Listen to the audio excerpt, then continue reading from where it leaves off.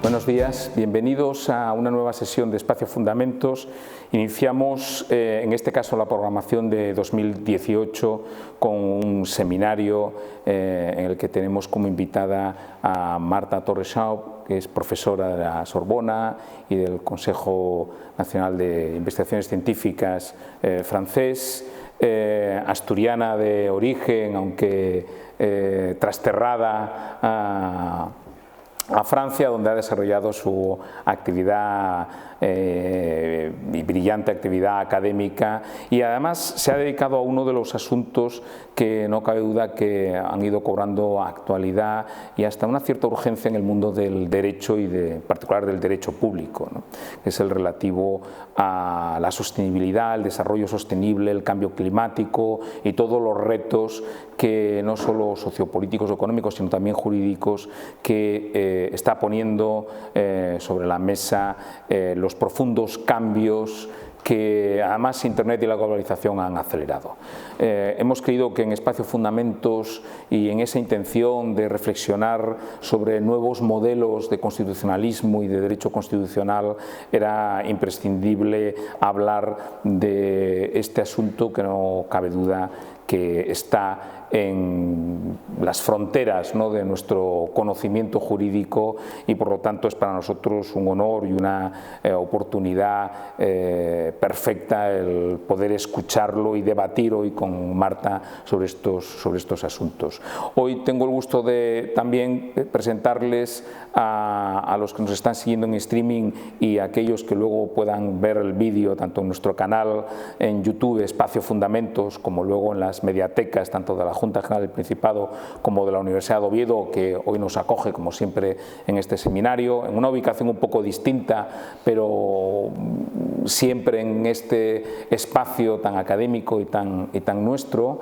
Y hoy, como les decía, nos acompañan, aparte de Marta Torres-Schaub, buenos días. Buenos días. Miguel Presno, profesor de Derecho Constitucional de la Universidad de Oviedo, Charo Alonso, profesora de Derecho Administrativo también de nuestra universidad, y Javier González Vega, profesor de Derecho Internacional Público. Yo creo que con eso tratamos de tener en este debate a las grandes áreas, ¿no?, del derecho público que se ven concernidas en este reto que es, y voy a decirlo en términos generales, la sostenibilidad, ¿no?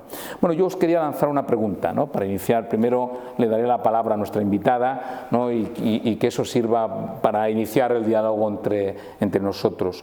Yo creo que las dos grandes palabras del momento y que han llegado también al ámbito jurídico indudablemente es globalización y sostenibilidad, ¿no? Lo que tiene que ver mucho también con los nuevos fenómenos a los que estamos asistiendo socialmente. Yo creo que no exagero si digo que estamos viendo un enorme cambio de paradigma cultural y de civilización, como se vivió con la rueda o con la imprenta de Gutenberg, ¿no?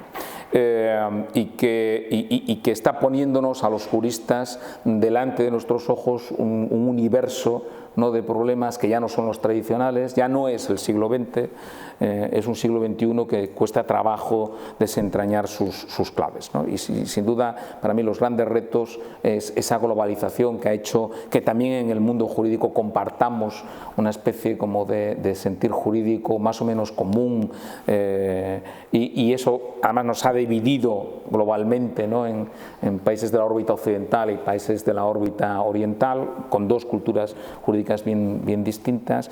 Y luego, ¿qué es el motivo de este diálogo? La sostenibilidad. Yo creo que eso tiene mucho que ver también con expresa muy bien ese cambio de paradigma al que antes me refería, ¿no? Yo creo que por lo menos los constitucionalistas hemos crecido, y en general el derecho público en general hemos crecido en el paradigma jovesiano, ¿no? Y en el paradigma pactista de Locke, ¿no? Donde hemos construido un concepto, una gran ficción de Estado y de comunidad política a partir de la idea de un gran pacto, ¿no? Perdido en la historia, ¿no? Es una idea puramente simbólica, pero curiosamente con un efecto muy presente. Me explico. Es un pacto que no tiene fecha ni lugar en la historia, pero que siempre lo hemos vivido como algo presente y actual. Es el pacto de los que vivimos ahora. Y por lo tanto nuestros ordenamientos jurídicos siempre han estado muy preocupados, y el constitucionalismo siempre ha estado muy preocupado en regular nuestro presente.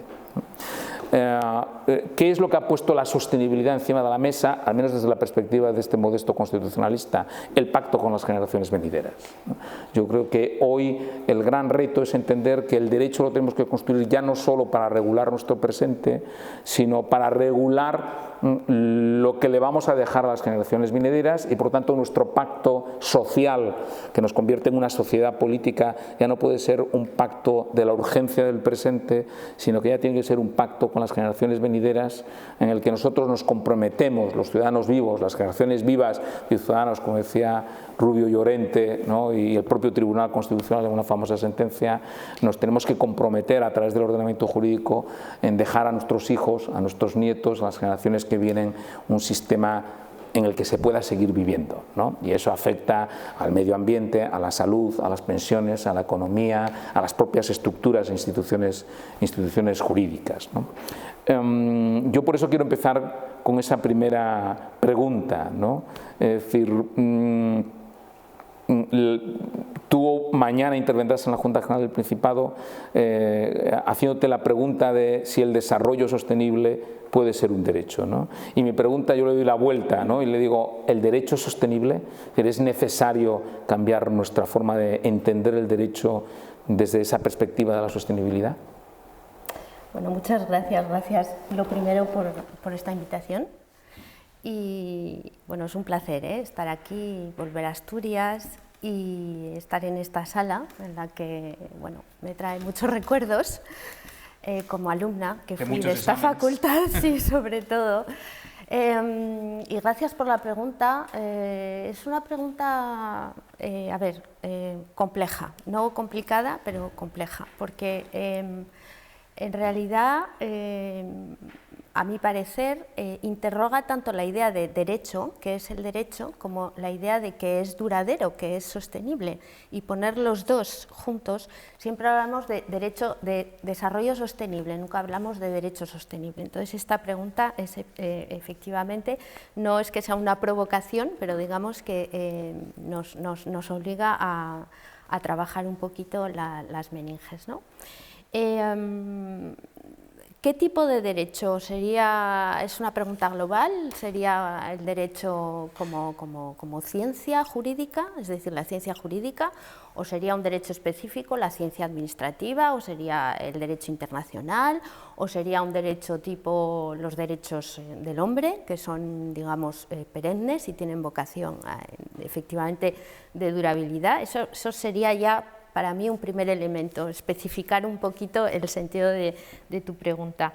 El segundo elemento que yo daría de respuesta, porque es que no tengo una respuesta exacta, ya os habréis dado cuenta que lo que tengo son elementos de respuesta, sería cómo se hace ese derecho. Para mí quizá es más importante no que el derecho sea sostenible, sino la manera de hacer el derecho que sea sostenible. Es decir, siempre respetar lo que se ha querido imponer desde el final de la Segunda Guerra Mundial, y es decir, un derecho de Estado de Derecho, con separación de poderes y, digamos, las instituciones del derecho, que son en realidad las que hacen que un derecho sea sostenible, y más que el contenido mismo del derecho, puesto que son estas instituciones las que van a formular el derecho.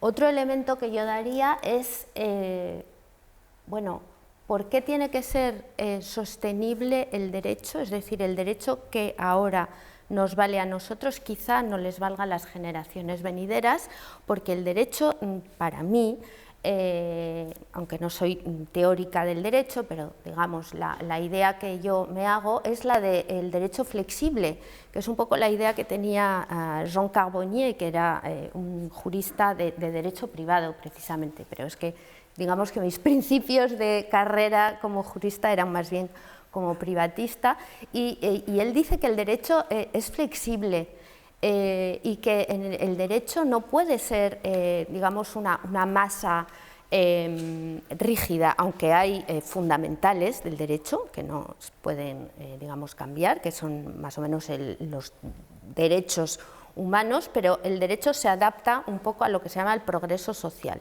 siempre y cuando se respeten ciertos límites que queden dentro de esos derechos humanos. Pero todo esto se puede discutir, ¿no? Y luego el último elemento que yo daría un poco para lanzar a mis compañeros de debate es qué lleva dentro ese derecho que sería sostenible. ¿Sería un derecho que lanza obligaciones de medio, o es un derecho que lanza obligaciones de resultado? Es decir, queremos darnos los medios suficientes para alcanzar una sostenibilidad, o queremos llegar ya a resultados para alcanzar esa sostenibilidad, es decir, para que las generaciones futuras tengan ahí unas reglas con las que se puedan sentir seguros y sepan que no van a venir una enorme catástrofe que les va a quitar todos los derechos adquiridos. Más o menos yo daría esas pistas para empezar. No está mal, porque yo creo que además has puesto sobre la mesa dos cosas que también lanzo yo para empezar a abrir ya el diálogo, y es, por una parte, todos hemos crecido en una ciencia del derecho en el que el derecho siempre tenía una vocación de perdurabilidad, ¿no? Las normas se hacían para que durasen. Y yo creo que siempre ha generado una cierta urgencia en la teoría del derecho, la reflexión sobre el cambio en el derecho, ¿no? La necesidad del cambio, ¿no? Pero curiosamente yo creo que vivimos en un tiempo en el que parece que la sostenibilidad debería afianzar esa idea de un derecho perdurable, ¿no? Y sin embargo vivimos en la época de la legislación de urgencia, ¿no? Es decir, en el que el derecho está cambiando constantemente, ¿no?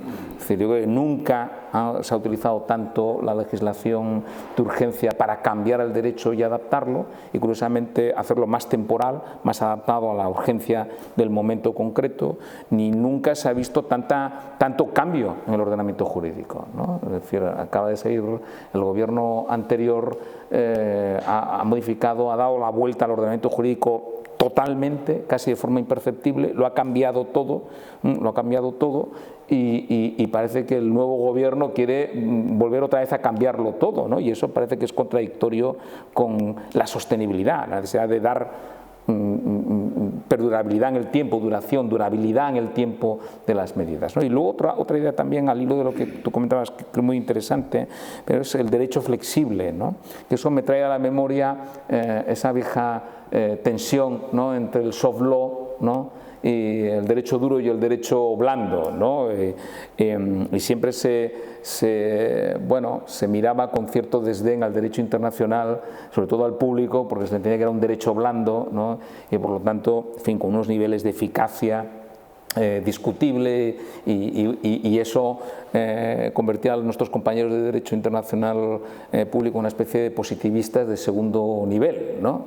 Que ellos querían ser positivistas, pero su derecho no les dejaba porque no era un derecho duro y rígido, ¿no?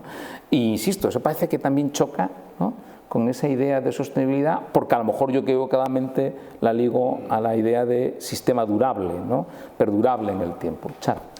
Vamos a ver, a mí me llama la atención el estar haciendo referencia con la expresión sostenibilidad a una idea. Lo acabas tú de utilizar la expresión y lo que está siendo un poco el desarrollo de las intervenciones, a una aproximación a lo que nos gustaría que fuese esa evolución del derecho como sistema, de manera que fuese durable, perdurable en el tiempo. Cuando digo, me llama la atención porque nuestro ordenamiento jurídico avanza precisamente en la idea de concretar esa idea en reglas jurídicas vinculantes. donde avanzamos en proporcionar un concepto jurídico de lo que es la sostenibilidad, diríamos, bueno, en lo que es la expresión jurídica, el desarrollo sostenible. También es cierto que bueno, la expresión en general se desenvuelve en un contexto de mal uso, de excesiva, ¿no? Aproximación a las cosas utilizando la coletilla sostenible, de manera que se desnaturaliza completamente lo que al final sea la sostenibilidad. Pero insisto, el ordenamiento jurídico avanza con un concepto preciso, en el sentido de elevarlo a la condición de ser regla jurídica vinculante, principio general del derecho concretizado como reglas vinculantes, aún necesitado de concreción, evidentemente. Eso por un lado. Y segundo, lanzo también la idea o la reflexión, o pongo sobre el debate, en conexión con esa referencia a lo flexible del derecho. Yo lo interpreto efectivamente en la idea de que en este avanzar nuestro ordenamiento jurídico en concretar lo que sea el desarrollo sostenible, ahí en lo que se está efectivamente es también, esto es normal en el lenguaje del derecho público, pero en relación en concreto al concepto de desarrollo sostenible, esa flexibilidad la he llevado yo claramente a verla en la formulación, no tanto de derechos típicos, es decir, situaciones de poder exigir un comportamiento concreto y determinado, sino en avanzar en la plasmación claramente de intereses difusos. Bien. Sí, bueno, yo quiero agradecer también la oportunidad de participar en esta sesión del Espacio Fundamentos. Quería comentar en esta primera intervención, lo más breve posible, dos cosas, ¿no? Por una parte, tú planteabas el tema de la mutación constante que está llevándose a cabo en el ordenamiento, básicamente en España al menos, supongo que en Francia un poco también, a través de la vía del decreto ley. Por utilizar el término sostenible, yo creo que ahí nos encontramos con que, digamos, la vida política tiene una duración mucho más breve y, por tanto, ahí las urgencias son otras, ¿no? Y el resultado tiene que ser inmediato, sobre todo porque también nos encontramos con una postergación cada vez mayor del papel del Parlamento, que se supone que es el sitio donde el derecho se reflexiona, se delibera y se aprueban las leyes. Los gobiernos cada vez necesitan tomar decisiones con mayor urgencia y acuden a la vía, yo creo que en muchos casos de manera espuria, del decreto ley, ¿no? Y asistimos, yo creo que nosotros tenemos un sistema parlamentario a una progresiva presidencialización del sistema político. Luego, en relación a la primera cuestión, yo creo que cuando hablamos del derecho constitucional sostenible, por utilizar este tipo de términos, yo creo que se está pensando un poco en la idea, por seguir con esa terminología, de la Constitución renovable o la Constitución reciclable. Y yo creo que en realidad eso tampoco es tan reciente. O sea, leyendo los debates constituyentes, yo he aprovechado esta oportunidad para ver un poco lo que había ocurrido en Francia. Es tópica la referencia a lo que dijo Jefferson, de que la Constitución tiene que renovarse cada 25 años para que las leyes de los muertos no gobiernen a los vivos. Bueno, en Francia, con Dorset, incluso lo aproximaba antes, decía que tenía que haber una especie de renovación constitucional cada 20 años, ¿no? Y él decía, más o menos la cita no es del todo literal, ¿no? Estamos obligados para que los que todavía no existen no solo lleguen a existir, sino que además sean felices, ¿no? Quizás una pretensión tremendamente utópica. Yo creo que si trasladamos eso a la actualidad, es decir, si avanzamos 9 generaciones desde el final del siglo XVIII hasta la actualidad, yo creo que hay constituciones que han conseguido esa sostenibilidad, esa renovación, se han reciclado, y yo creo que la Constitución alemana es un buen ejemplo de eso, y también creo que la Constitución francesa.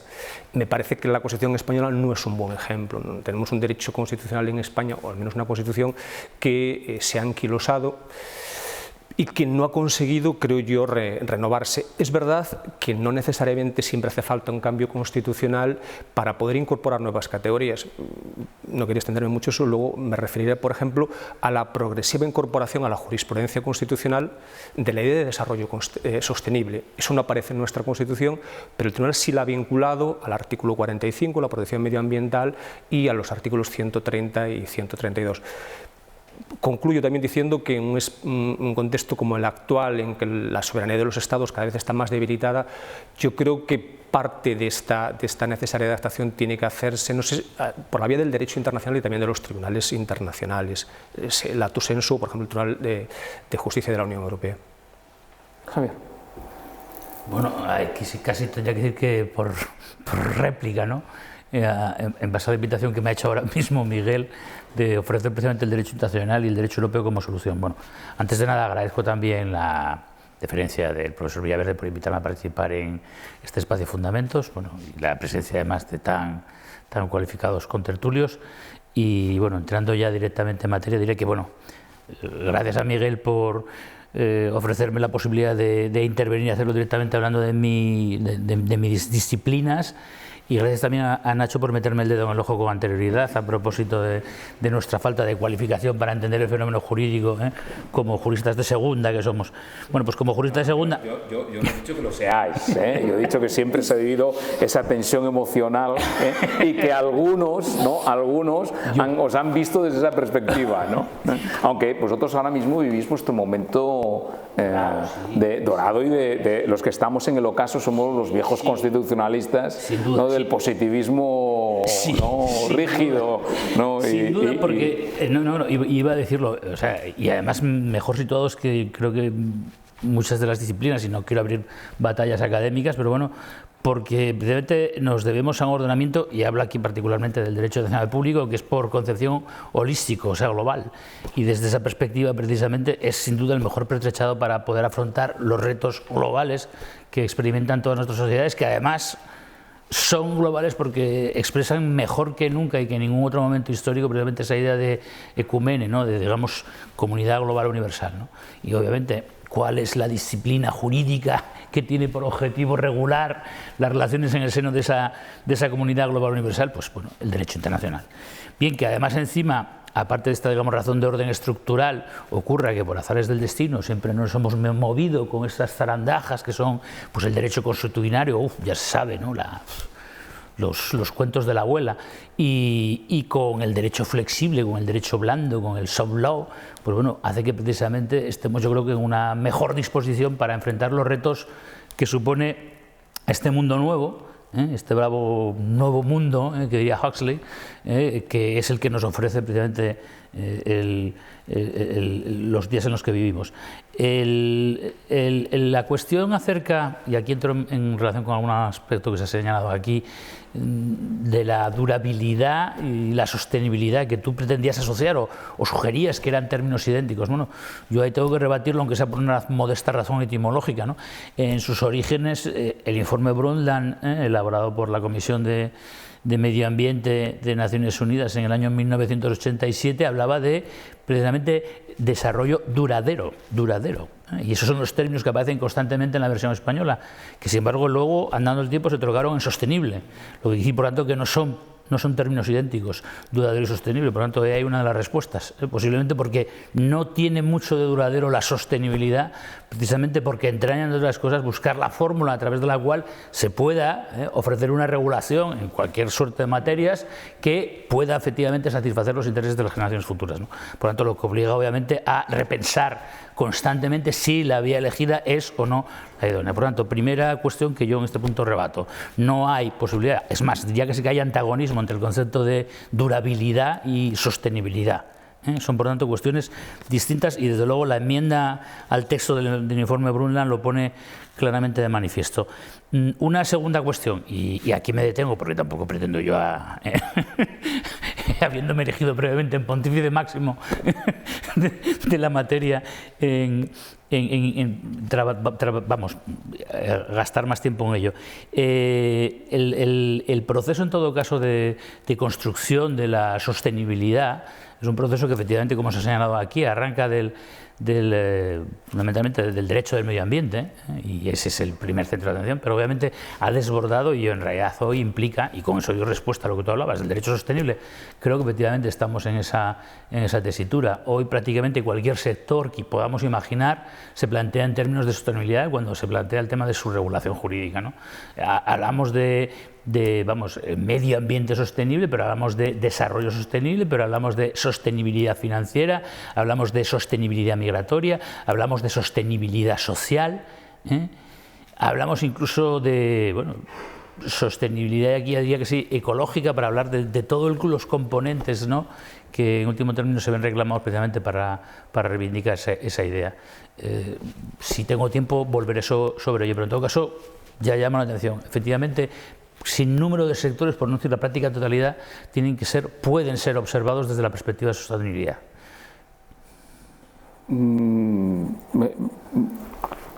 antes de volver a abrir otra vez la ronda, y esto ya, abiertas las rondas, ya os intercambiáis las palabras y yo solamente actuaré de moderador, pero dos o tres cosas que me llamaron la atención de vuestras intervenciones. Por ejemplo, la idea de intereses difusos, ¿no? Es que eso es un viejo debate doctrinal, sobre todo americano, ¿no? Y las class actions, las acciones, las demandas, ¿no? de colectivas, ¿no? Y sí parece que hay una cierta ligazón, ¿no? O aparentemente una cierta ligazón entre, digamos, las expectativas de un sistema sostenible, de un desarrollo sostenible, con los intereses difusos, y eso a mí siempre me lleva a las dudas sobre su justiciabilidad, es decir, eso cómo se lleva luego a unos tribunales, ¿no? Es decir, esto cómo se formaliza en una demanda, en un proceso judicial, qué se pide ahí, ¿no? Sobre todo porque, sobre todo los ordenamientos de tradición continental, hemos interiorizado mucho que los procesos judiciales siempre se sustancia en algo, ¿no? En una cosa, en una acción, ¿no? O en una omisión, ¿no? Pero siempre se pide algo concreto y nos dan algo concreto, o no nos lo dan, nos lo quitan, ¿no? Y parece que entramos en un terreno mucho más, más difuso, ¿no? Más difícil de materializar en acciones concretas y específicas, ¿no? Lo cual tiene también un impacto en el derecho constitucional y en la forma, en el tránsito, ¿no? Cada vez hay más normas de programación final que buscan objetivos y cada vez hay menos normas con reglas, ¿no? Donde establecen tal. Otra cuestión interesante, ¿no? Que es que la crisis del parlamentarismo y la suma y esa especie de gran momento del presidencialismo material, aunque no institucional, nuestro sistema no es un sistema presidencial, pero desde luego el protagonismo del gobierno y la presencia del gobierno que tiene en España o en Italia, ¿no? Ha eclipsado completamente la labor del Parlamento, ¿no? Cuando a lo mejor precisamente la sostenibilidad debería pasar por un reforzamiento del papel del Parlamento como el gran protector, ¿no? De los intereses presentes, pero también de los intereses futuros. Y otro elemento también importante es la internacionalización del derecho, ¿no? Es decir, yo creo que hay grandes asuntos como la inmigración, pero incluso cosas que aparentemente siempre fueron muy nacionales, ¿no? Es decir, como el medio ambiente, ¿no? Bueno, en el mundo, en el campo del derecho internacional, ¿no? El medio ambiente siempre ha tenido esa dimensión internacional, los efectos de una nube radioactiva, ¿no? O de un vertido tóxico en el mar no es algo nacionalizable ni reducible, ¿no? A unas fronteras, ¿no? Pero hoy nosotros vivimos que cosas como la libertad de expresión tienen una dimensión internacional, es decir, hay problemas de derecho de libertad de expresión que hoy yo intuyo que solo se van a poder resolver a través de un gran convenio internacional, tratado internacional que no consiste en declarar la protección indiscutible de la libertad de expresión, sino en establecer límites a aquel que vulnera tu derecho al honor, ¿no? O precisamente te silencia, pero no te silencia desde tu territorio nacional, porque las redes sociales o las grandes corporaciones de servicios en Internet lo hacen fuera de tus fronteras, ¿no? Son los que te silencian o son los que a través de ellos vulneran tu derecho al honor, ¿no? O niegan el holocausto, ¿no? Y luego, concluyo, lanzo ideas para que debatáis sobre ellas, ¿no? Es verdad, durabilidad y sostenibilidad no es lo mismo, ¿no? Pero al hilo de escuchar tus palabras, me venía un poco a la idea el viejo debate sobre el progreso y los límites al progreso, ¿no? Parece que la durabilidad, ¿no? El derecho, el desarrollo duradero, ¿no? Parecía que estaba muy vinculado a esa utopía muy de la socialdemocracia, ¿no? de los años 60 y 70, ¿no? De el progreso imparable, ¿no? Es decir, y por lo tanto que nuestras sociedades estaban encaminadas a un progreso constante, ¿no?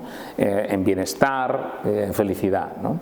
Pero parece que la sostenibilidad, y por tanto era una cuestión de política legislativa, ¿no? Que había que asumir programas políticos que iban dirigidos a mantener ese progreso constante en nuestras sociedades, ¿no?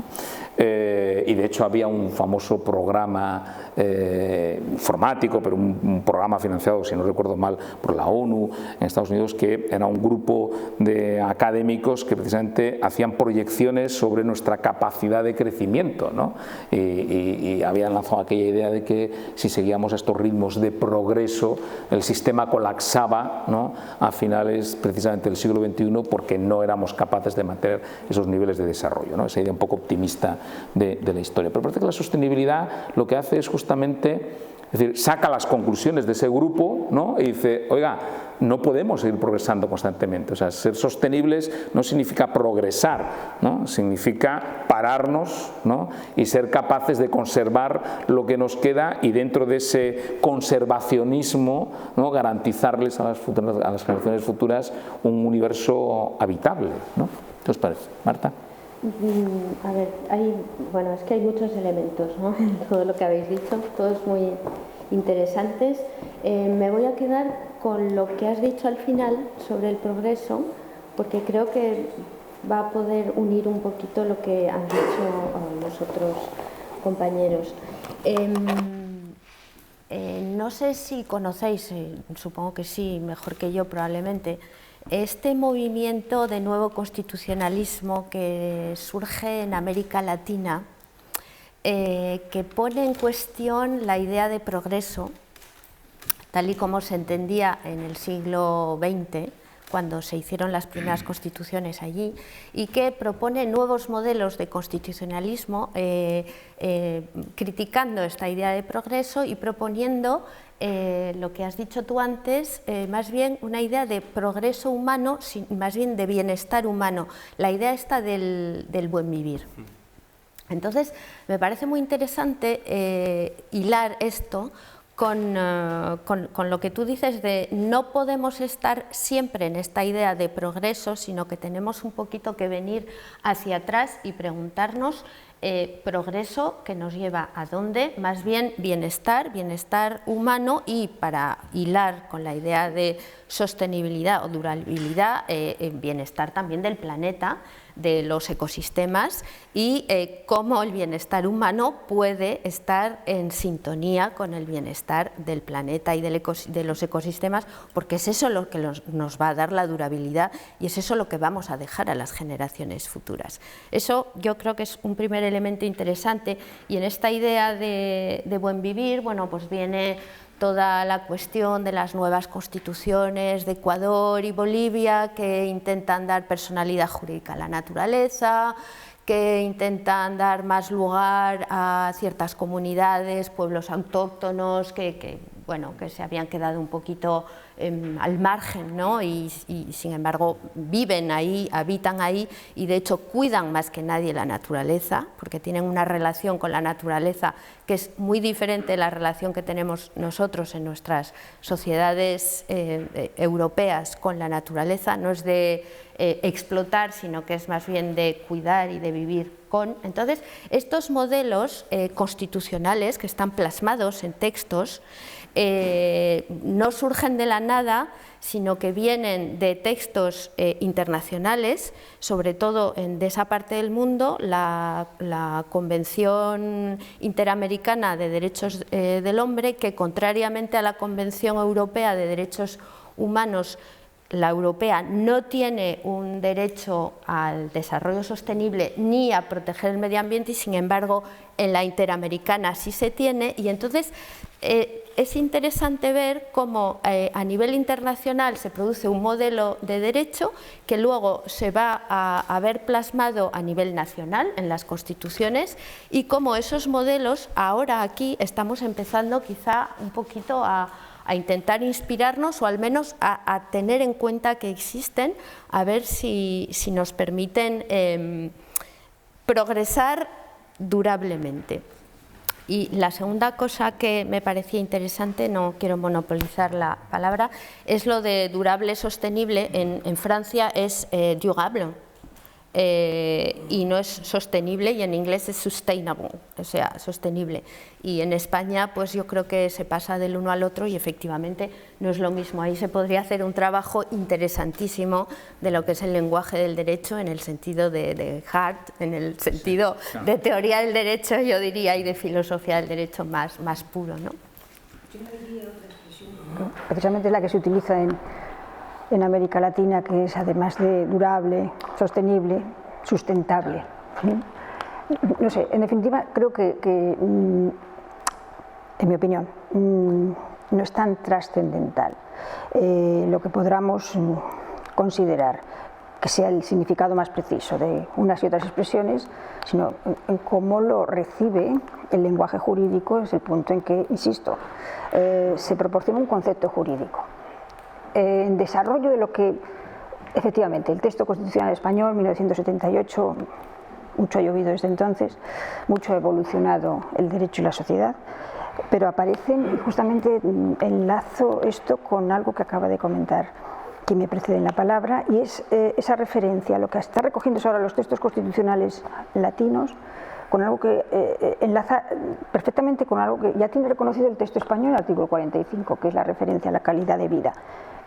Bueno, quizás sea esa, ¿no?, la idea que acoge en última instancia esa referencia a la durabilidad, la sostenibilidad, lo sustentable, lo sostenible, que no es tanto, en mi opinión, la perdurabilidad, como la armonía, el equilibrio entre los plurales intereses que confluyen en proporcionar en última instancia esa calidad de vida.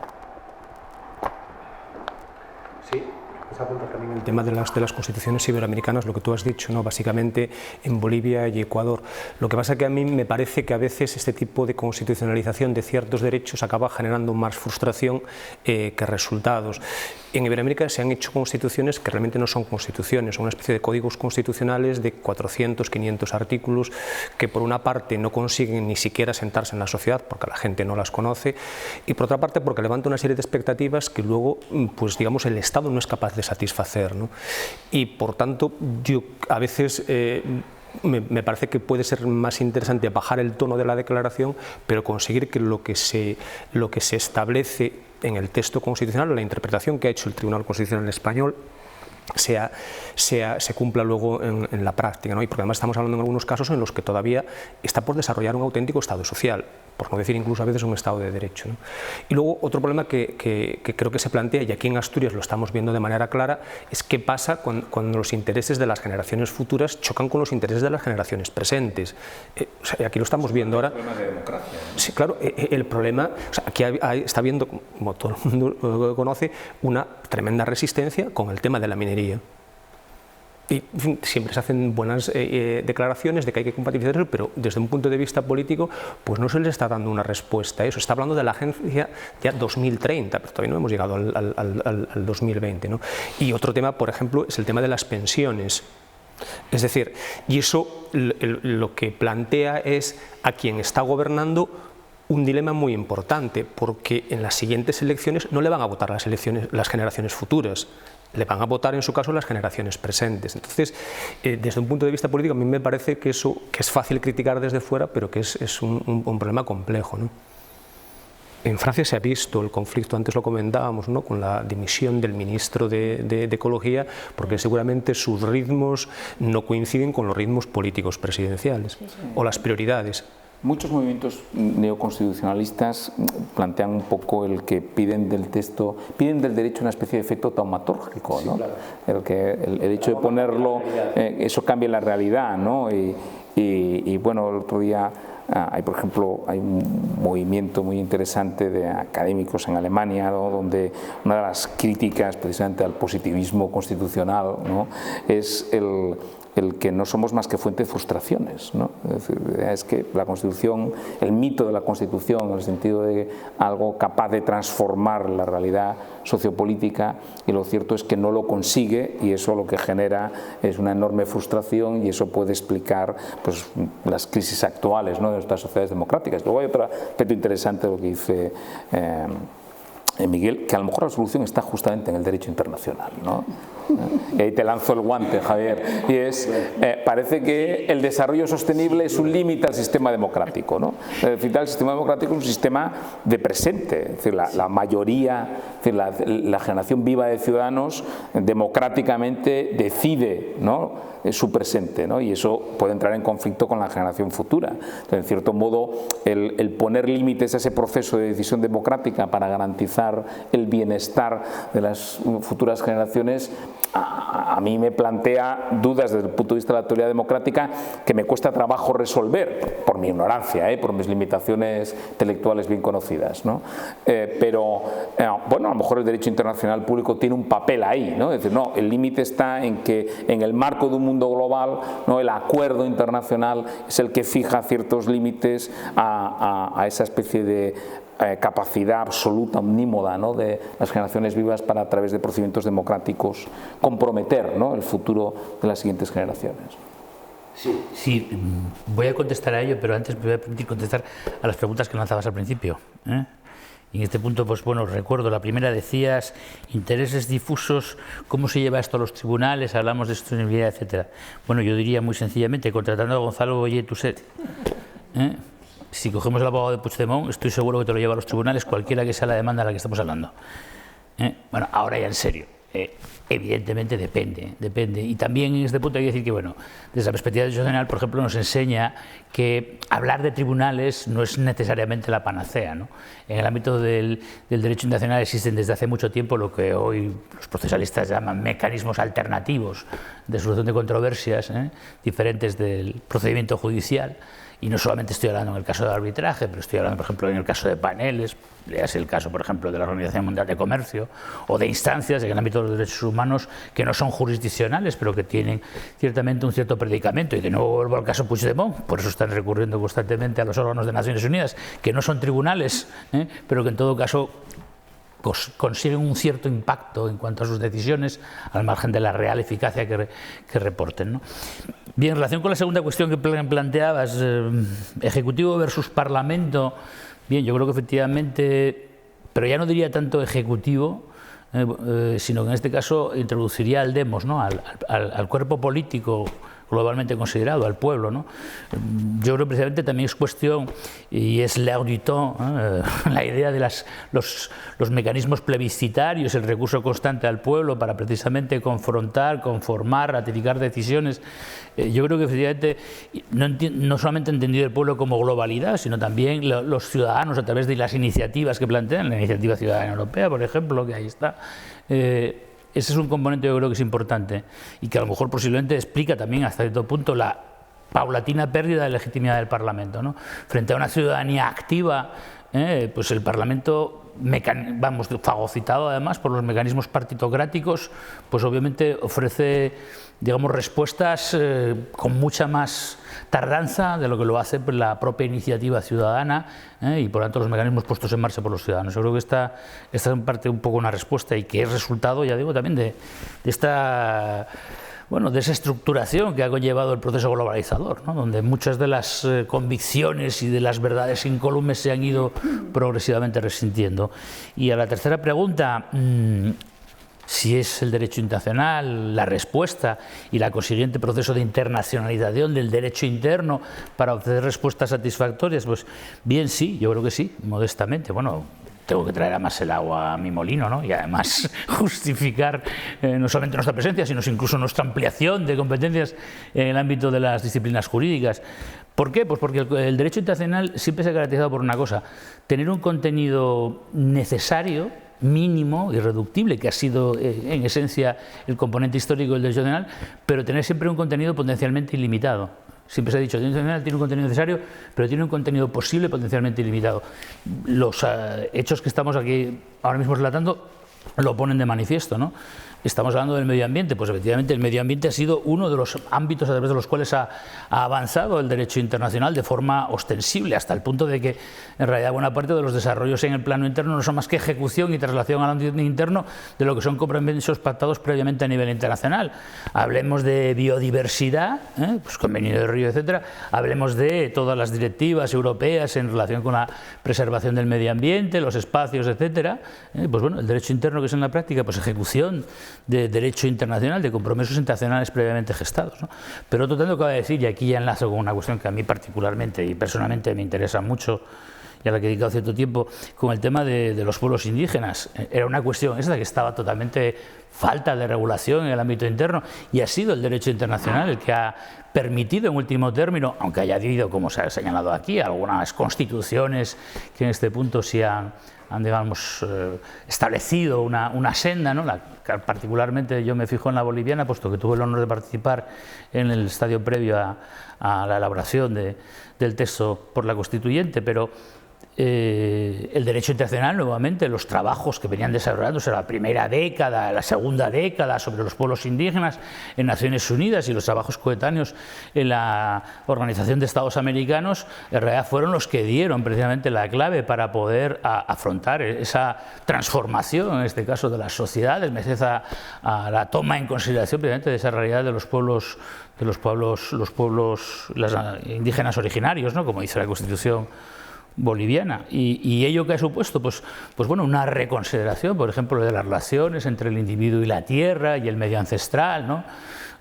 Siguiendo un poco la línea de esa famosa carta apócrifa del jefe Seidel al presidente Franklin Pierce de Estados Unidos, no sé si la conocéis, es un texto célebre, tan célebre que ahora la página de Acciona, la multinacional Acciona, lo pone ahí en la web para hacer una, digamos, profesión de fe ecologista, Acciona, démonos cuenta, ¿no?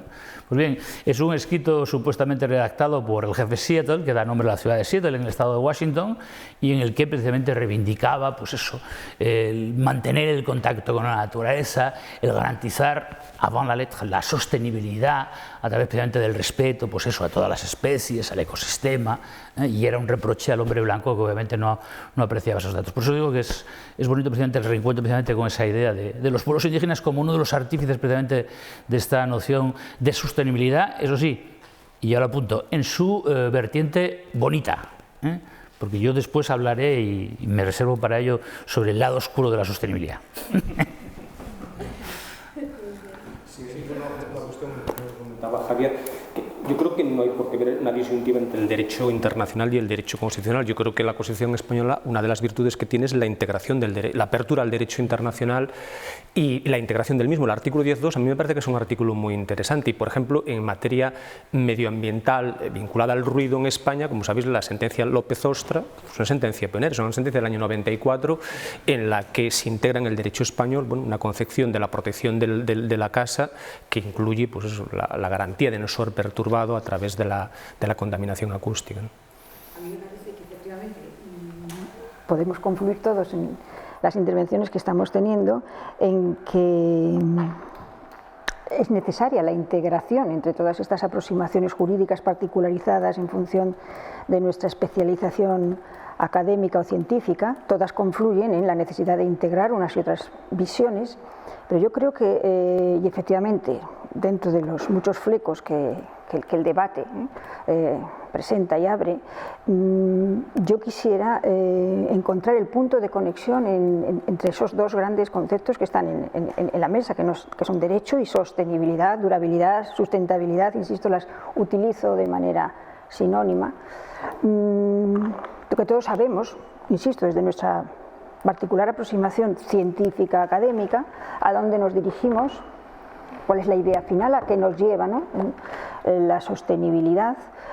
Creo que todos también estamos de acuerdo que el derecho tiene que servir para resolver problemas, y creo que el debate que se nos abre a todos, insisto, en nuestra particular reflexión por nuestra especialización, es con qué herramientas jurídicas alcanzamos ese objetivo final, integramos nuestras visiones y aproximaciones, y de esa manera integrada, que está en la base de la sostenibilidad, somos capaces de alcanzar esos objetivos. Insisto, creo que para el derecho el gran reto que abre la sostenibilidad no es tanto en que permanezca como tal sistema que sirva para resolver problemas, sino en cómo manejamos, utilizamos la caja de herramientas. ¿Con qué técnicas? ¿Sirven las que tenemos? ¿No sirven? ¿Cómo las mejoramos? ¿Cómo se van modulando? Y creo que en eso tenemos mucho que perder, efectivamente, de lo que aporta la experiencia de resolver conflictos del derecho internacional. Es decir, poner en la base de esa integración que es imprescindible, enfoque integrado para afrontar esos retos de la sostenibilidad, en técnicas que están insuficientemente exploradas en su positivación jurídica y evidentemente su puesta en práctica, que es la coordinación, la colaboración, la cooperación. Me parece muy interesante esto que planteas, pero también a mí me surge la duda de, ¿y esto no puede debilitar el Estado de Derecho?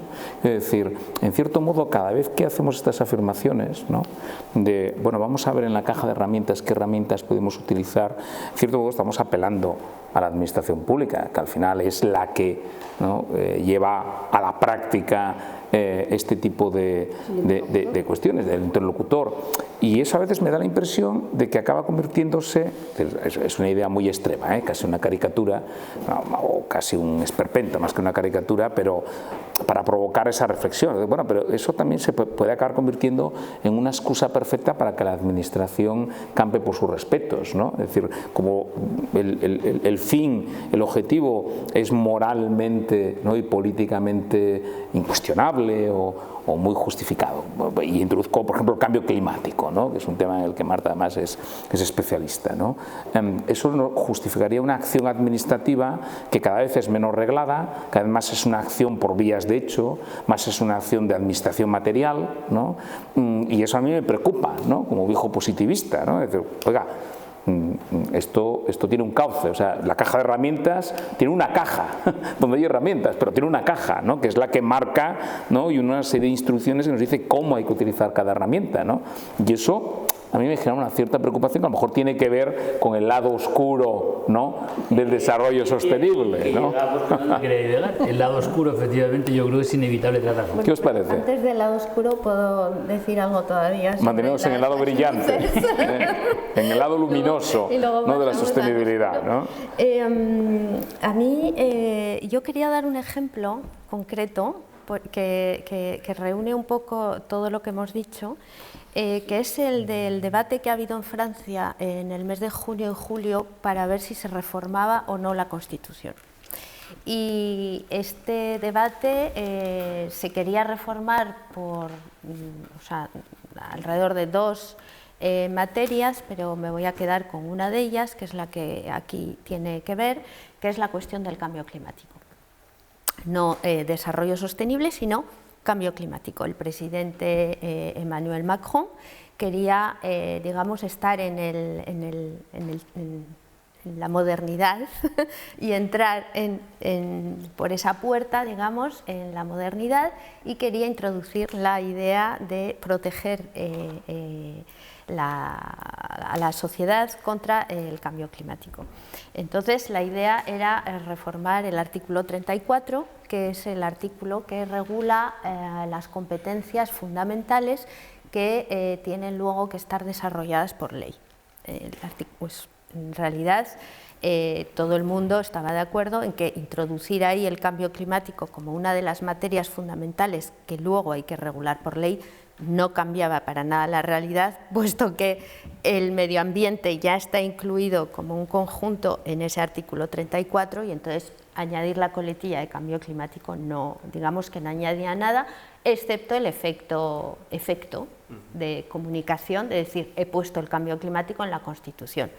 Bien, entonces se reculó gracias también a iniciativas ciudadanas. Por eso digo que se puede hilar a muchas intervenciones de muchos universitarios que nos consultaron, y al ministro que acaba de dimitir, que dijo, bueno, pues ya que vamos a poner el cambio climático, vamos a ponerle un artículo en la Constitución en el que sea realmente efectivo y más visible y que sirva para algo. Y es el artículo 1, en el que se definen los fundamentos de la nación, y él propone, y ha sido aprobado por el Parlamento, pero no está claro que se lleve a cabo al final esta reforma, con lo cual la idea de poder presidencial, poder parlamentario, poder ciudadano, aquí es un equilibrio de intereses bastante sensible, y él proponía la fórmula siguiente: el Estado actúa, a ver, no lo voy a leer en francés, pero bueno, el Estado actúa para la preservación del medio ambiente, de la diversidad biológica y contra los cambios climáticos. Esta es la fórmula que se propuso y que el Parlamento aceptó. Entonces, ha habido muchas críticas porque, y esto hila con lo de la caja de herramientas, por también la cuestión del lenguaje. El Estado actúa, ¿es una obligación de medios o es una obligación de resultados? ¿Es un objetivo o es una auténtica obligación jurídica? ¿De qué sirve ponerlo en la Constitución si luego el Tribunal Constitucional y las leyes que lo desarrollen lo van a interpretar como, digamos, una directiva, pero no como una obligación? Y entonces la cuestión era por qué se pone el Estado actúa y no el Estado tiene que garantizar, o el Estado garantiza, o el Estado... En fin, había muchas fórmulas posibles y se eligió esa, que para algunos es más bien soft law y derecho blando, aunque esté en el artículo 1 de la Constitución francesa. Quería un poquito poner este ejemplo para, digamos, para dinamizar y ver un poco qué os parece. Quisiera aclarar, ¿no?, mi duda al respecto. Estaba en la idea de que precisamente el avance en la juridificación de lo que es el desarrollo sostenible, al menos en el sistema español, el sistema jurídico español, había superado el no utilizarse como equivalente al medio ambiente. Me surge la duda, ¿sigue estando demasiado apegado o sigue siendo el protagonista el concepto de lo que es el medio ambiente? Es decir, estoy en la idea de que el medio ambiente es uno de los aspectos más a considerar dentro de la sostenibilidad. Entonces eso me plantea esa duda, es decir, se vuelve otra vez atrás en ser el medio ambiente el que protagoniza, por así decir, como objeto en el que debatir sobre el cambio climático, por ejemplo. No es que se vuelva atrás, es que la idea misma de desarrollo sostenible es un proceso en realidad, no es un concepto estático, sino que en realidad es un concepto evolutivo, flexible, por volver un poco a la idea que yo decía, con su lado efectivamente de luz y su lado un poquito más peligroso, porque, a ver, en un principio, cuando se elaboró el informe este de la ministra de Noruega, Arlene Brundtland, en el 87, el informe para Naciones Unidas sobre desarrollo sostenible, se daban los 3 pilares del desarrollo sostenible, que son la protección del medio ambiente, la justicia social y el desarrollo económico. Digamos que poco a poco y con la evolución esos 3 pilares se van modulando. Y no es que uno prevalezca más que el otro, pero digamos que si pensamos luego en generaciones futuras, que es uno de los elementos principales de la noción de desarrollo sostenible, para pensar en durabilidad y en generaciones futuras, la cuestión de proteger el medio ambiente prima con respecto a la cuestión, por ejemplo, de desarrollo económico, que sería una cuestión más de justicia de generaciones actuales y no de generaciones futuras. Entonces, no es que se vaya hacia atrás, es que, al contrario, a mi parecer, al ir hacia adelante en una perspectiva de durabilidad, se ve que lo que tiene que primar es la cuestión de la protección del medio ambiente, sí nos ponemos en la perspectiva de mirar hacia el futuro. Ahora, si nos ponemos en la perspectiva de cuidar de las generaciones actuales, el empleo, que no haya paro, etcétera, etcétera, pues entonces sería más la cuestión, el pilar justicia social y desarrollo económico. Eso es un debate que está abierto y que es interesante, de hecho, porque esta noción misma de desarrollo sostenible es un proceso en sí. Es un proceso. Simplemente por aprovechar la oportunidad de poner de manifiesto que quizás sea una de esas también sombras o lado oscuro de la sostenibilidad, el cómo ese informe, que surge en un contexto muy concreto de una determinada conferencia internacional que debía de pronunciarse vinculada, ¿no?, a cuestiones medioambientales, por eso quizás el protagonismo, ¿no?, del medio ambiente en un principio en la utilización de la expresión desarrollo sostenible, digo, en ese informe se olvidó algo que estaba en la base también de las teorizaciones que luego sirvieron a lo que se llevó al informe, pero que se olvidó, es que junto al pilar social, al pilar económico, al pilar medioambiental, estaba el pilar cultural, se olvidó. Eso es algo que está retomando, en concreto, ¿no? Lo ha retomado, vuelvo un poco por esa es también llevar un poco el agua a mi molino, ¿no? Es decir, el derecho tal como está recogido en el ordenamiento jurídico vigente, más allá del texto constitucional, que en este punto desarrolla el artículo 45 de la Constitución, y ahí aparece también el pilar cultural, es decir, el acceso a los bienes culturales, disfrute de los bienes culturales, forma parte también de ese equilibrio que debe de proporcionarnos en última instancia calidad de vida. Háblanos del lado oscuro. Sí, voy a hablar del lado oscuro y bueno, y voy a empezar, si os parece, con una cita de Sudhir Anand y el premio Nobel Amartya Sen, que concretamente hablaban en un artículo hace ya bastantes años, año 2000, sobre la sostenibilidad, y decían que argumentar acerca del desarrollo humano sostenible implica el recurrir a la noción del universalismo ético, una demanda elemental acerca de la imparcialidad de las demandas aplicada entre generaciones. Pero después decía él, la sostenibilidad económica también es vista como una cuestión de equidad intergeneracional.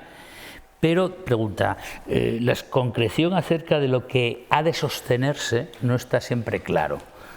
Y esto, si os parece, me permite introducir qué es lo que es sostenible y qué es lo que es buenamente sostenible y lo que no es buenamente sostenible.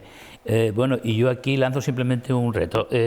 La sostenibilidad financiera que establece y digamos que conforma con una regla, algunos dirían de oro, yo diría de bronce o de hierro, la ley precisamente ulterior de la ley de 2012, precedida por la reforma constitucional sobre la estabilidad presupuestaria, pero la sostenibilidad financiera que establece ese cuerpo legislativo es esa vertiente virtuosa de la sostenibilidad o estamos en esa vertiente, digamos, oscura de la sostenibilidad.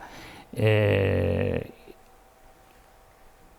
parece que es muy necesario que haya un concepto de sostenibilidad financiera, o al menos de control de la financia, en qué se invierte, de qué manera se invierte, y la cuestión de la información a toda la política de inversiones, ya sea privadas o públicas, y eso entra, a mi parecer, dentro de la idea de sostenibilidad de la finanza. Pero no se olvida esa idea de sostenibilidad financiera, al menos como se ha recogido en el derecho español.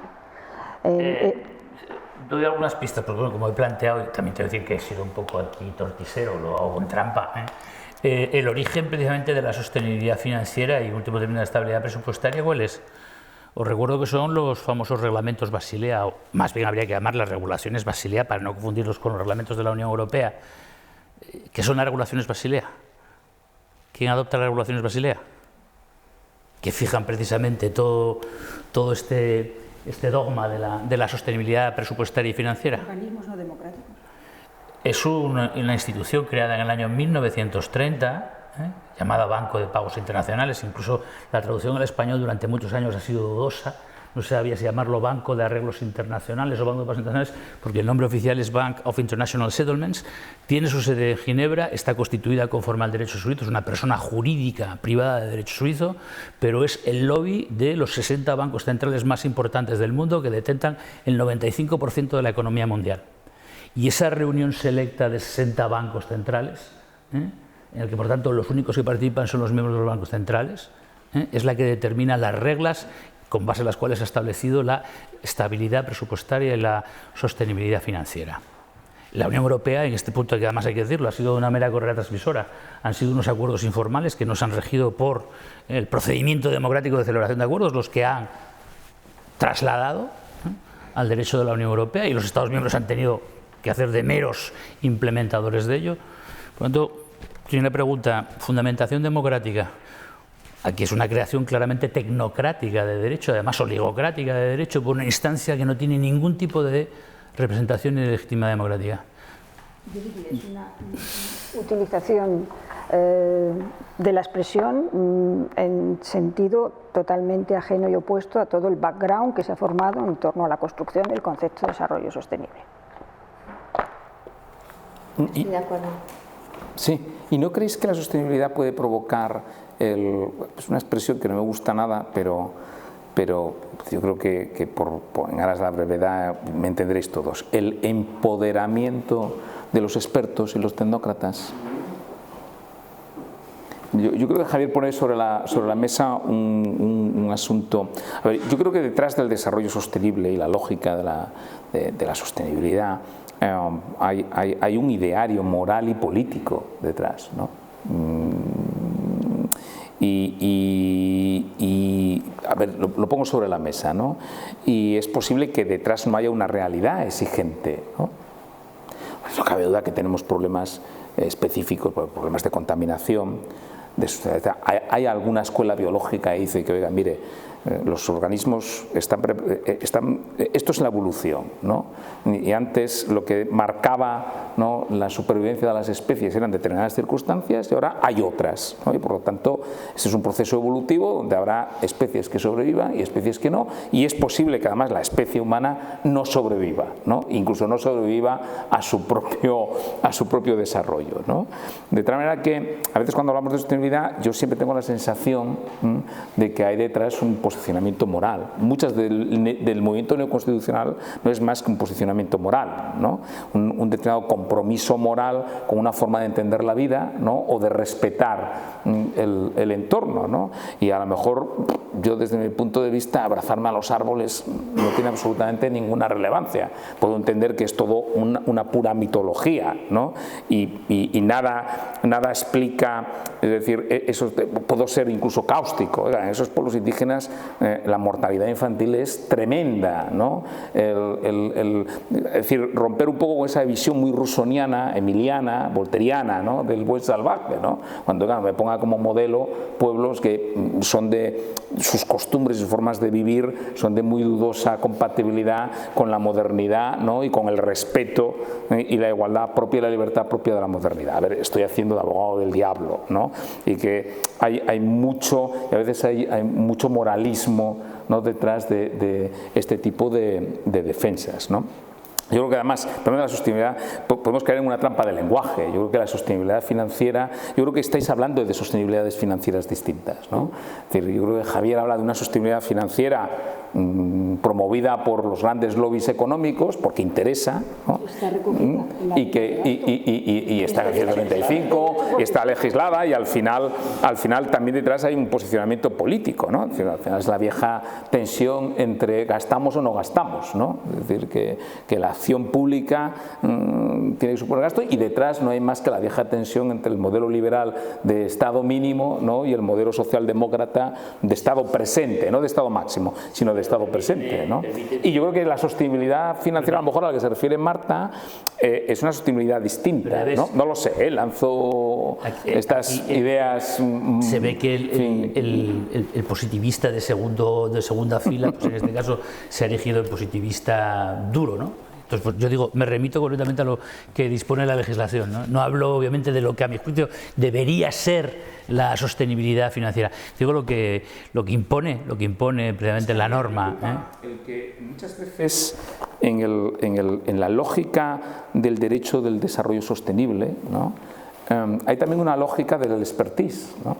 Porque al final eso que antes resolvía el derecho administrativo específico sobre determinados, bueno, pues la cuadrícula minera, la ordenación de hidrocarburos, ¿no?, donde, bueno, había una serie de expertos que decían, oiga, mire, los hidrocarburos tienen que ser de esta manera, tienen que tener estas mezclas, tienen que tener no sé qué, tal cual, bien, vale, pero de repente cuando empezamos a hablar de estas cosas que hablamos, digo, bueno, ¿quién fija la diversidad biológica? ¿Carlos López Otín? ¿Los compañeros de biología o el Parlamento? ¿No?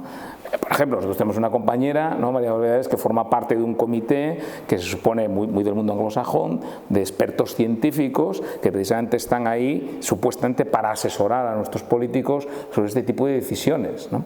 Pero la sensación que tengo es que aquello que hasta hace un tiempo eran decisiones secundarias en el proceso político, ¿no?, los hidrocarburos, por poner un ejemplo, en fin, ¿no?, es decir, o qué sé yo, ¿no?, o las especificaciones técnicas de las armaduras navieras, ¿no?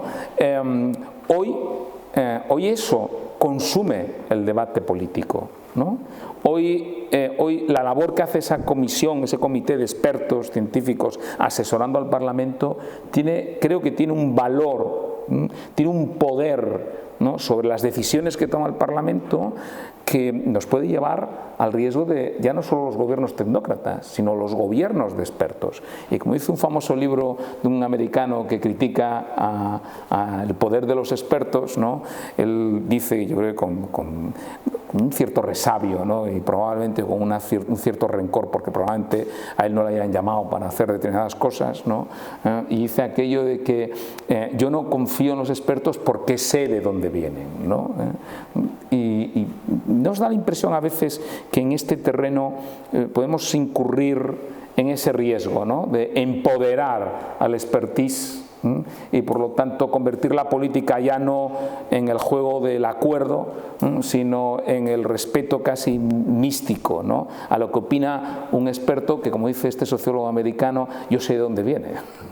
Y como sé de dónde viene, dudo mucho de que su opinión sea especialmente valiosa o provechosa para el futuro de la humanidad, ¿no? Yo creo que eso tiene que ver mucho también con la transparencia, por cómo se hacen las cosas. Bueno, Marta podrá contar su experiencia en Francia. Yo tampoco creo que hay que subestimar la importancia de los expertos, porque luego el político que llama a los expertos luego hace el caso que le hace.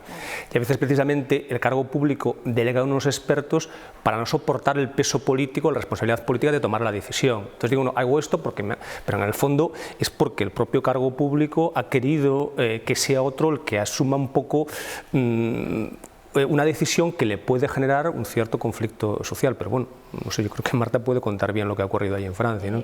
A mí es que me gusta muchísimo el tema de los expertos, así que te agradezco muchísimo que lo hayas sacado, aunque lo hayas sacado en plan la fuerza del mal. El reverso tenebroso de la fuerza. Bueno, pero era con ánimo de provocar. En definitiva, nosotros cinco no dejamos de formar parte en una liga o en otra, pero de la legión del universo de los expertos, ¿no? Y nos suele, yo siempre recuerdo uno de nuestros catedráticos históricos de Derecho Penal de esta universidad, que estaba muy ofendido porque con la reforma del Código Penal del 95, además lo afirmó públicamente, ¿no?, él consideraba que era antidemocrática porque no lo habían llamado a él, no lo habían consultado a él, ¿no?, en la redacción del proyecto, ¿no? Bueno, y a veces también encuentro un poco que nos tenemos ese resabio, ¿no?, de que como yo, siendo el que más sabe de esto, no me llaman para asesorar, pero es verdad lo que dice Miguel, a veces el político utiliza a los expertos como la coartada perfecta para no asumir la responsabilidad de una decisión, ¿no? A mí me parece que la cuestión de los expertos está muy unida a la cuestión de la durabilidad, por la cuestión de la transparencia y por la cuestión de la separación de, por un lado, ser experto y por otro lado, tomar la decisión, que muchas veces se ha juntado y para que haya mecanismos realmente democráticos y durables, lo suyo es que se separe para que no haya empowerment y empoderamiento y todo este problema. Lo que ocurre con el tema de los expertos es que no hay un derecho que regule claramente, hay cartas digamos, deontológicas de expertos, pero en materias específicas para agencias específicas, la de salud, la del medicamento, la del medio ambiente, en Francia funciona así, ¿no?, con agencias exteriores a los ministerios, y esas agencias tienen sus expertos y luego ellas dan el resultado de esos expertos a los políticos y a los ministerios, y ellos tienen que tomar la decisión. Pero no hay claramente reglas que, digamos, regulen la manera en la que se elige a los expertos, cómo toman la decisión los expertos para hacer su informe y luego qué peso tiene el informe de los expertos en la toma de decisión política. Entonces, toda esta cuestión de los expertos, que ya es en sí casi una rama del derecho ahora en Francia, los que nos ocupamos de estas cuestiones de medio ambiente, durabilidad y tal, estamos muy en ello y estamos intentando hacer, no digo lobby porque suena fatal, pero estamos intentando que efectivamente se tome en serio el derecho, meter un poquito la mano, diría, y regular un poco estas cuestiones para que no se diga que hay empoderamiento, que los expertos tienen demasiado poder, que estamos en una sociedad tecnocrática, etcétera, etcétera. Tiene que haber expertos, pero ojo, que expertos, para que no diga el sociólogo americano, yo sé de dónde vienes, pues no, que no se sepa de dónde viene, o que se sepa pero por qué viene de ahí, por qué razón, etcétera. Y ahí sí que tiene relevancia la cuestión. Bueno, yo os digo la verdad, con el perfil último que tienen la mayoría de los políticos me quedo con los expertos, desde luego, ¿no? ¿Más opiniones? Hombre, yo creo que entre nosotros, en España, toda esta cuestión está claramente fuera, ¿no?, de las reglas de la transparencia. Tampoco tenemos, me da la sensación, al menos en lo que yo conozco, un desarrollo del acudir a exteriorizar lo que haya sido el debate de expertos previos a la toma de decisiones, traducida en libros blancos, libros verdes, libros de todo tipo. Creo que en ese sentido está todo muy sujeto a efectos de su selección a las reglas de la contratación pública, y solo en la medida en que se avanza y se evoluciona proyectando más transparencia sobre la contratación pública, por ahí, ¿no?, podemos a lo mejor saber quién es el experto, y no siempre, porque estas cuestiones, insisto, se sujetan al más estricto silencio y oscuridad. Bueno, la transparencia es un poder, un instrumento importante, ¿no? Luego, a la hora de aplicar el derecho, delante de un juez, es importantísimo, cuando aportas la prueba, sobre todo en materia de medio ambiente y de salud, en cuestión de medicamentos, de intoxicaciones, en la cuestión de pesticidas se ha visto muchísimo, pues quién aporta la prueba, quién es el experto que ha hecho tal informe, qué agencia lo ha hecho y a quién ha llamado, es que eso hay que saberlo, y eso es lo que crea la sostenibilidad del derecho. Eso es ese tipo de mecanismos y ese tipo de caja de herramientas, es decir, qué prueba hay, qué estudio hay, qué contraestudio hay, lo que se llama el peritaje y el contraperitaje, y quién los ha nombrado, cómo se traduce ese vocabulario científico en vocabulario jurídico, y qué es la diferencia entre la prueba científica y la prueba jurídica, y cómo el juez va él, que no tiene ningún conocimiento científico, cómo el juez puede él luego tomar una decisión. Y todas esas cuestiones en realidad tienen un alcance enorme, porque también está la cuestión de quién va a formar a los jueces, qué tipo de materias se dan en las escuelas de magistratura, y este debate se está teniendo ahora en Francia, sobre las cuestiones de medio ambiente, porque, a ver, tenemos un derecho de medio ambiente que está en la Constitución, que está desarrollado por leyes y tal, de sostenibilidad también, pero el juez luego, al aplicarlo, es que está totalmente desvalido, y se le va a exigir que tome una serie de decisiones interpretando una serie de textos y una serie de informes de expertos que no está formado para ello. Y eso es importante. Yo quisiera poner encima de la mesa esa... Sí, para mí el problema no son los expertos, sino la transparencia y evitar el conflicto de intereses. A mí eso es lo que me preocupa realmente, es decir, que una persona aparentemente experta y que realmente lo sea, realmente no deje de ser una especie de quinta columna puesta por las farmacéuticas, puesta por la industria química en ese comité, con lo cual, al no saberse eso, bueno, pues tiene el aura de respetabilidad que te da pues pertenecer a la universidad, pertenecer a un organismo científico. Yo creo que ahí la clave está en saber de dónde viene, y eso se puede saber. Sí, pero hay que regularlo. Por ejemplo, el comité de científicos, el panel de Naciones, el grupo internacional de expertos de cambio climático, corrígeme si me equivoco, pero yo creo que es una de las instancias de expertos mejor regulada y más transparentemente regulada. De hecho, es un modelo, pero que no se ha seguido desgraciadamente en ningún otro tipo de panel de expertos, pero está totalmente regulado desde el minuto cero de las primeras reuniones hasta los últimos informes, tanto los informes generales como los informes concretos cortitos, que dan pautas a los gobiernos, ¿no? Y está totalmente regulado quién es quién hace qué, la cuestión de las opiniones disidentes, que es muy importante en los paneles de expertos, quién da la opinión disidente, qué peso va a tener esa opinión disidente, en una especie de que la ciencia no sea homogénea y que eso se vea en los informes de expertos, porque luego la decisión que va a tomar un gobierno tienen que saber en base a qué la han tomado. Y esa cuestión es interesante, la de introducir normas de derecho o por llamarlo de alguna manera, o regular, digamos, la actividad de esos paneles de expertos. Se avanzaría bastante. De hecho, la Corte Suprema de los Estados Unidos tiene una sentencia relativamente reciente, creo que es del año 2017, donde se pronuncia precisamente sobre el valor, ¿no?, de los informes de peritos y de expertos como prueba en los procedimientos judiciales, ¿no? Y de hecho Tarello, el procesalista italiano, tiene varios trabajos precisamente sobre el valor, ¿no?, y cómo debe tratarse desde el punto de vista jurisdiccional la presencia de los peritos y de los expertos en los procesos judiciales. Yo quería apuntar dos cosas. Una, efectivamente, sobre la falta de regulación es palpable. En el derecho internacional, por ejemplo, ya hace muchos años, la que fuera decana de la Facultad de Derecho de Harvard, Anne-Marie Slaughter, hablaba del intergubernamentalismo para referirse a las redes a través de las cuales supuestos expertos, en este caso designados por los gobiernos, en realidad prácticamente elaboraban buena parte de lo que luego iba a ser el derecho, que va a ser prácticamente, ya digo, implementado, trasladado sin más discusión y sin ningún tipo de, vamos, apreciación crítica, sino desde luego a las leyes, pero sí desde luego a los decretos que podía adoptar el Ejecutivo en determinadas materias de carácter, por ejemplo, técnico. O sea, el intergubernamentalismo como una red alternativa a las redes, digamos,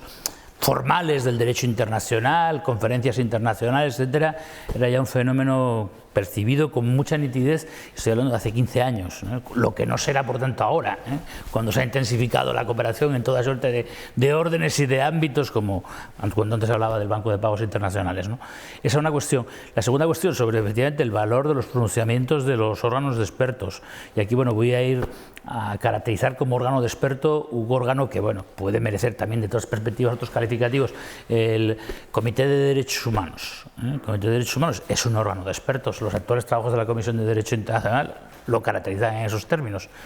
Son independientes de los Estados, están allí precisamente por su condición profesional y en este caso valoran las conductas de los Estados en respecto al cumplimiento del Pacto Internacional de Derechos Civiles y Políticos. ¿Cuál es su valor? La Comisión de Derecho Internacional, los trabajos que viene desarrollando en los 2 últimos años sobre una concreta materia que no es necesario entrar en ella ahora mismo, precisamente ponderaba el valor que tenían esos pronunciamientos. Decía, ¿son decisiones vinculantes? No lo son. Hubo una interesante controversia que tuvo lugar allí entre diferentes académicos, por ejemplo, la miembro española de la Comisión de Derecho Internacional sostenía que se trataba de decisiones jurídicamente vinculantes. ¿A qué nos lleva eso? Pues que decisiones de simples expertos en este caso tendrían un valor obligatorio para los tribunales de justicia. El Tribunal Supremo, en una reciente decisión, así lo ha asumido, que son decisiones jurídicamente vinculantes que se tienen que seguir. Y por tanto, en este caso, ahí tenemos la prueba, ¿no? Por tanto, carentes de legitimidad democrática, porque es evidente que son personas que han sido, en el mejor de los casos, cooptadas allí, desempeñan una función, interpretan el texto de un tratado y después vinculan con ello a los Estados partes que, según dice nuestro Tribunal Supremo, espero que no obstante esa sentencia sea casada en interés de ley, por razones evidentes, pero bueno, en todo caso, esa sentencia dice hoy día lo que dice, y de nuevo vuelvo a aquello con lo que hablaba antes, y obviamente Puigdemont a la puerta. Porque si las decisiones del Comité de Derechos Humanos son jurídicamente vinculantes, el porvenir que depare en futuras decisiones sería por tanto jurídicamente vinculante para el Estado español. Parece que demos la palabra al público si alguien quiere intervenir.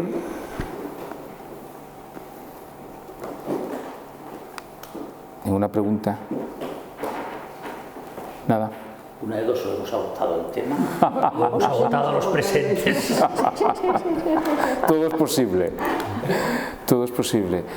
Pues, salvo que queráis añadir algo más, ¿os parece? Yo simplemente aprovechar la ocasión de, ya que no lo hice en mi primera intervención, por entrar directamente al debate. Estoy encantada de haber participado en este intercambio de opiniones con vosotros y mi agradecimiento profundo por tener la ocasión. No, los encantados somos. Espacio Fundamentos, que es un lujo teneros aquí con nosotros. Ha sido un debate interesantísimo y le damos las gracias especialmente a Marta, que ha tenido la gentileza de acompañarnos hoy y que mañana pues pronunciará una conferencia a la que os invito, sumamente interesante, en la Junta General del Principado, en el Salón Europa, a las 6 de la tarde. Muchísimas gracias a todos y gracias por acompañarnos. Gracias. Bueno, muy bien.